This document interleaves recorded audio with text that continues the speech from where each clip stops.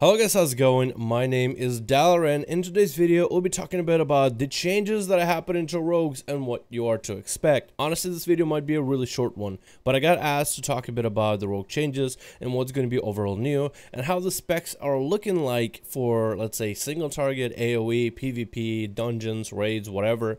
So in this video, I'll cover everything that is new, which is not a lot. So let's get into it, I guess. First of all, there's no huge changes to any of our spells. For PvE, no changes to spells at all. If any spec got nerfed at all, Subtlety saw like a nerf and a buff at the same time, mostly because of Subtlety Zol rogues being as strong as they are right now. The change that happened to Subtlety was with your Shuriken Storm and Shuriken combo. Shuriken Storm AoE damage got buffed slightly, so you should be seeing a little bit more damage output out of you. I mean, let's say when you're going for like burst AoE damage, I'm doing about 1,800 physical. When I get my Shadow Dance, if I could put that on my bar somewhere, when I get that going, that should be increased damage with Dark Shadow. It should be increased damage, I guess. Fine Weakness would be like the extra damage through it. So with Dark Shadow and Symbols, it should be about 3,000 or so across for everybody. Subtlety hasn't really been a spec that's all about AoE damage. You're not really trying to evenly spread damage amongst enemies. You're really just trying to build up for the buff called Shuriken combo. They nerfed this buff. Instead of doing like 8% damage per enemy hit, now it's 5, so you can only deal maximum 25% more damage with the Eviscerates. So they're just trying to make it a bit more of a spread even ability, and they're trying to make Shuriken combo a little bit less, you know, just the big insane blow uppy damage. I don't think it's going to make a huge difference. I feel like if you wanted to make Subtlety better for AoE, I feel like something like Death from Above would need to move back from PvP Honor Talents to PvE and still have that AoE combo with an Eviscerate at the end in order to really make some good AoE, because that ability was insanely good for Subtlety back in Legion. But past that, that's really all the changes that are happening. And then there's a lot of Azerite changes. So in terms of Azerite traits for all 3 specs, you got one for Assassination called Nothing Personal. Vendetta poisons the target, dealing nature damage over 20 seconds and grants you 40 energy over 20 seconds. This one is actually pretty cool. It makes Vendetta burst windows a lot more powerful. The nature damage itself was okay and not really worth stacking, but the fact that it grants you 40 energy over 20 seconds, that's a lot more energy while you're bursting down the target.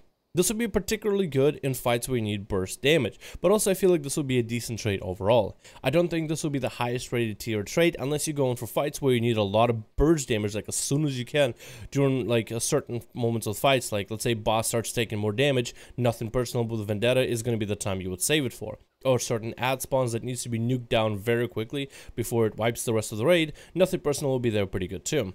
And this one, of course, will be good for PvP, because extra nature damage and energy while you're attacking the enemy, I mean, extra burst in order to help finish off your enemy, and extra nature damage during Vendetta that's increasing the damage you do already. I don't know, it just seems like a really good combo. For Outlaw, we get Keeps You Wits About You. Each time Blade Flurry, an attack Blade Flurries, increase the chance your Sunstrike will strike again by 2. This one keeps stacking until you lose the Blade Flurry buff. Additional strikes of Sunstrike deal more damage. So every extra, like when you Sunstrike and you get like a chance to proc a second Sunstrike, that second Sunstrike is always going to do flat increased damage. This is a small DPS buff, and it will be a decent trait because you actually get a lot of those secondary hits over, I guess, a period of a fight, and it's actually a fair amount, like 500, so if you stack it to 2, maybe it's a decent one. This one could offer actual changes to playstyle with Weapon Master for Outlaw, but not really insane. It's an AoE trait though, like because of its Blade Flurry mechanic. And I tried to utilize Blade Flurry single target because it still procs, at least as of right now on patch 8.1. Don't really know if that'll still be procking off of single target Blade Flurry on a boss, because technically if you have a single target enemy, it shouldn't Blade Flurry off of them. But technically it still tries to register as a Blade Flurry and tries to increase the chance of your Sunstrike to strike again. There's no real way to abuse it, and I tried this, trust me. I was thinking maybe I can get it to 100% and get insane damage out and get a lot of Sunstrikes out. It's just not worth. It's primarily an AoE extra bonus with a single target potential to it. It's an okay trait. I don't think it will make a huge change, but if you get it in your rings, for example, it won't be a bad one at all. Outlaw never really struggled with AoE for PvE, so I don't really know what was the purpose of this. And then Subtlety got one that was brand new. Replicating Shadows. Each combo point spent has a 10% chance to cause your Nightblade to deal extra shadow damage and replicate it to a nearby enemy. This one is, I don't know. Alright, the helmet is on. We got the Replicating Shadows. We're gonna try it, so it should have a 50% proc rate. And hopefully it'll bounce second to target. What we will see here, though, is we can actually just, like, watch the damage numbers, and it will appear as a separate ability. You can see Replicating Shadows hit once, and it replicated itself to this guy. So now technically both of these guys are taking my Shuriken Storm damage. So technically I should be doing a little bit more damage. Technically. Maybe with a change to Shuriken Storm to be a little bit more dot heavy, maybe it won't be the worst thing ever. It's just like a kind of a side cleave type of deal, it feels to me. It doesn't feel like a powerful trait whatsoever. It also has a fairly low proc chance, because I've been hitting a target that has Nightblade for a while. So it procced how many times? A total of 5 hits? Total of 5 times. Oh, so it is proccing from time to time. But as you can see, the damage isn't like that good.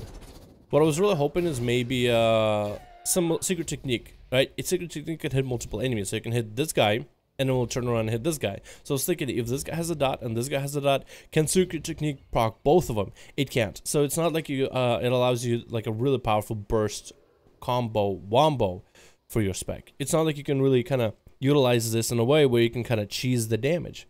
So it's a decent trait, and it deals some damage, and I guess it can, like, you know, bounce Nightblade to more than one target, and Nightblade can do a bit of damage. As you can see, it actually did a fair amount of damage compared to, let's say, Shuriken Storm. So in that regard alone, it could be okay.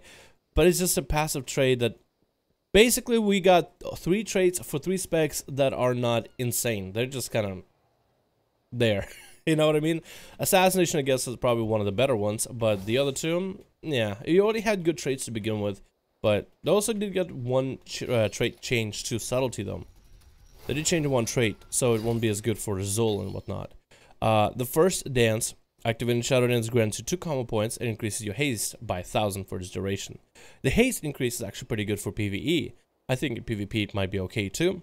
The actual combo points you get is kind of nice. It basically means you can spend 1 less global Shadow Strike in the enemy. You can get like a Shadow Strike in, or you can do AoE, right? You can just eviscerate off the bat in the same global that you hit Shadow Dance. So that's kind of cool. And it can allow you like a little bit extra damage out and make rotation a little bit faster because you're spending less time building combo points because you're already banking on that Shadow Dance to be there. Look at that. It's all about kind of maximizing and getting like a proper timing for this. But it's kind of a cool trait. It's basically premeditation. It's just now it's attached to your Shadow Dance. So I guess that's kind of cool. And you might be able to get some interesting combos, especially when you have Dark Shadow. You might be able to actually get 2 Eviscerates marked for death while Dark Shadow Dance is active. So kind of like how what I was doing there is I built combo points, and then I would get a Nightblade ahead of time. I would build combo points until about like 3 combo points or so. Then Shadow Dance to build 5 combo points into a straight up Eviscerate. Shadow Strike, Eviscerate, mark for death, Eviscerate to get like a really interesting combo going. I want to see if I can kind of do it again.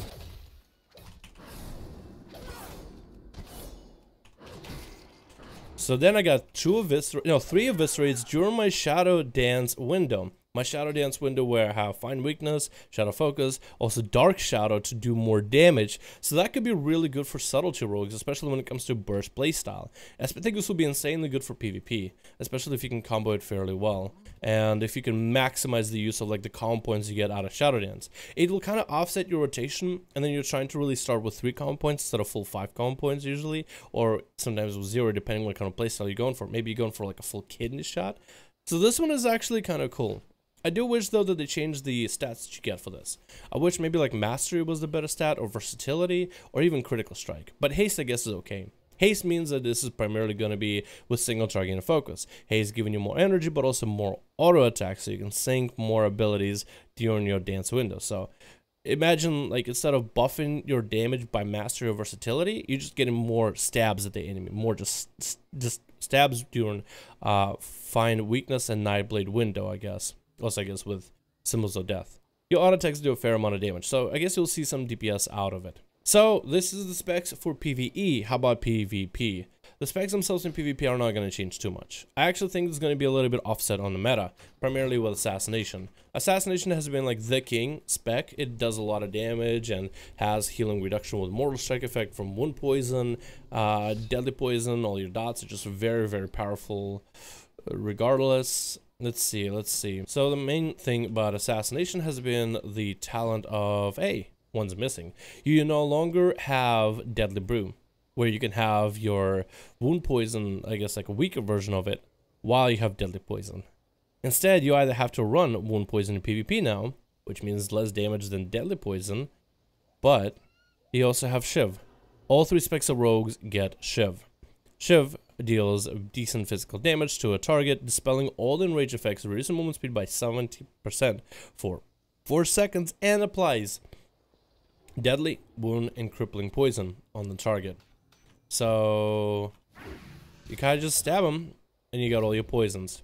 Recently, a bit more information came out on the patch PTR for 8.1. Shiv is only going to be good for Assassination. The extra poison effect is not going to be available for the other specs of Rogue, apparently. So this ability is going to be kind of still moderately used by other specs of Rogues, but for Assassination it is going to basically replace their Deadly Brew. Deadly Brew allowed you to maintain deadly poison and maintain wound poison at a reduced rate of 18%. So this will basically mean that Assassination will either have to run with wound poison, which deals so far less damage but has consistency in terms of dealing with healing, or deadly poison, which offers far more damage but you won't be able to stop healing nearly as much. I'll be honest, hearing this kind of news kind of sucks. I was hoping that rogues would finally be able to get poisons, at least maybe for PvP. I was thinking it was going to be a unique experience, but I guess it makes sense for Assassination to still be the master poisoner and play with poisons. What this is supposed to do is supposed to reduce the output of Assassination in PvP and its effectiveness by essentially making classes that can cleanse poisons a lot more, I guess, viable and more powerful against Assassination. Now, Assassination rogues in PvP are going to be faced with 2 options. You either have an option of running wound poison and doing less damage, but have an overall a bit extra healing reduction, very good into dampening fights, and basically reducing overall Assassination's damage while allowing you to have great utility. This is only a small portion of the damage that's being reduced by making you make the choice. Or you end up going with deadly poison, you still allow enemies to heal over, and I guess it has an opportunity that maybe the damage of deadly poison might be justified enough to not want to run wound poison at all. Then, there are certain team comps you will be able to face against that cannot remove poisons. Against those team comps, you will be able to utilize Shiv.